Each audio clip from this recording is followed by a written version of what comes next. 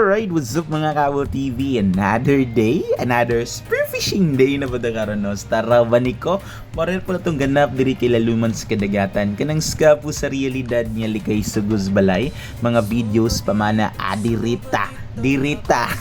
Sagpa ako na sa social media. So karon no, quick morning dive.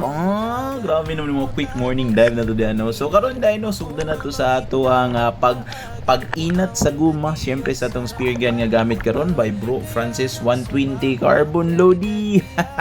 16mm ang kuan ni. 16mm ang iyang rubber and then 7.5 ba ang kuan ang shaft spring steel no? So na siya ka ng anti-tetanus na siya tetanus effect sa isda kung maigo. Makapag-inject yun basta makaikyas ang isda no.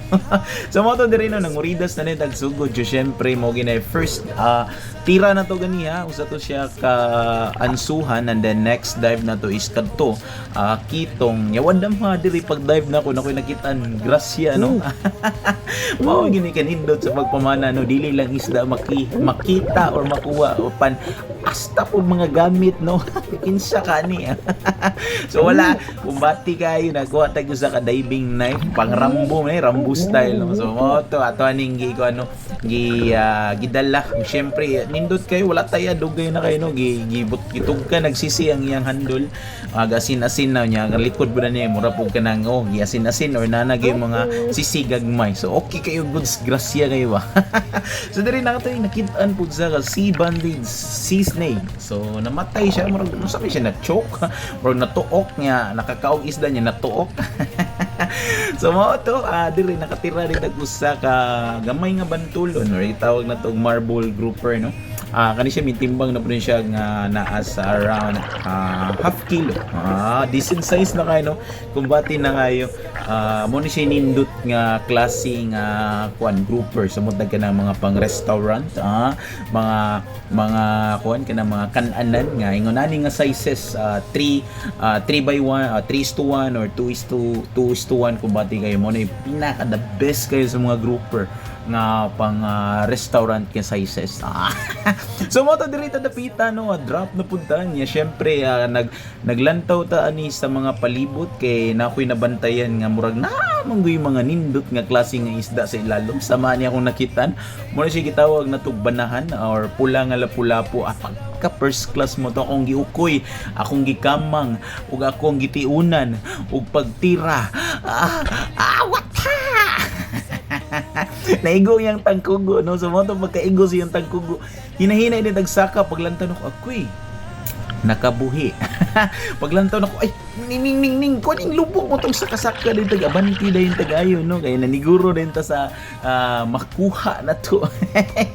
Syempre no balik ta retrieval for retrieval concern again dapat naatay at least taas nga pagpahuway sa ato ang recovery time at least 6 to 7 minutes or more than as long as kalmado or kampante na kaita para i-dive ug i-retrieve sa tong isda. So good sizes or good size kini atong kuha karon no.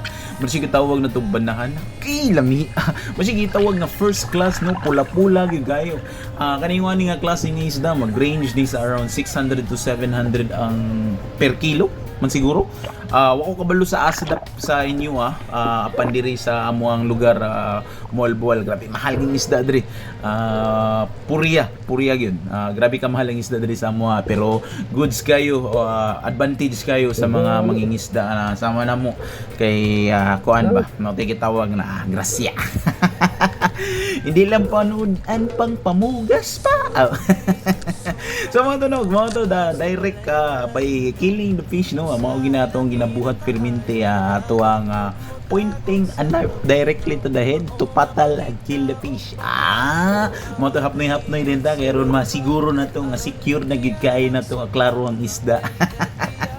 So diri mo kuha pa unta ko gusa ka yellow grouper niya wadam hano ang yellow grouper na to kaya nakabuhi man pero sige lang ana man gina magingana nga mga higayon no nga natay makuha na puiwa.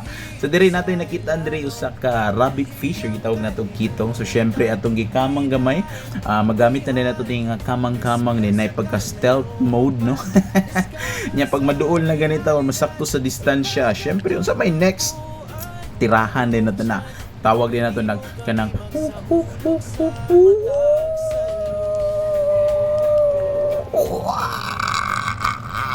gaya eh. Wata! So mga to napiti siya dito no. Igo kayo ang ikog. Layo ang magatira. Pero at least kay good holding siya talaga gyapon kay retrievan gyapon ang isda no. So grabe na lang gid no. Kalami sa pamati gid nga usa ka pamanaay ba usa pa nga talent na nato nga na develop or mas ning maayo or mas ning dasig pag-ayo tungod sa adlaw-adlaw na tong ginabuhat or syempre practice and then at the same time nga kuan kana naatay perminti makatunan sa atong sayop no kay di man gud pwede diri nga nasayop na ka ana nga higayon ni imo na pong utrohon so sa amo mamanaay no kuan jud di gid pwede ang kanang kuan ibalik-balik ang sayop kay sus delikado gyud na basig ka nang last ni mga sayop kay mao na nay see you never. So diri na ko'y nakita nusa ka gitawag na to grouper po no naglili siya ni bangag imo to kung gilili pod nya tora gatubang pagtira nako igo kayo to murag duda ko igo tong pilok ato trabaho may pagkaigo ang bato. Sa mga to no nakalikay gyud siya na igo ang bato so mga to nga nakaigo murag klaro na kay sa ingon ani nagay magsugod nagay ng mga sipyat na to nga tirada makaingon na dayon ta murag mo ni sige tawag nga usahin pagpamana no wa poy nada. Pero sige lang okay ra kayo syempre unload na ta sa atong spear gun kay ubay na buntag ko grasya ra gihapon no mapasalamaton di punta kay syempre safety nga to pag-uli mo ginay pinaka-importante and at the same time makadalatag panudan or pamugas para sa itong pamilya. Ug diri ra tama na akong video and then salamat sa paglantaw and then see you next episode. Alright.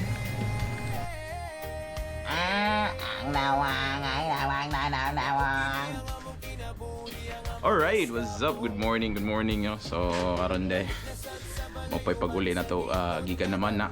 So grasya ta ginag may early quick dive. Mga pasado pod alas 8 no. So mga kwanta 3 hours tanamanan. So sige lang okay ra kayo. Grasya po. Tawo na to ko ha. Tara check na to. Magoy. Pula juga siya bay. Ay may lapo po kayo. Grasya. Yung mga to pila kilo ni. Op. Sabto nga agad.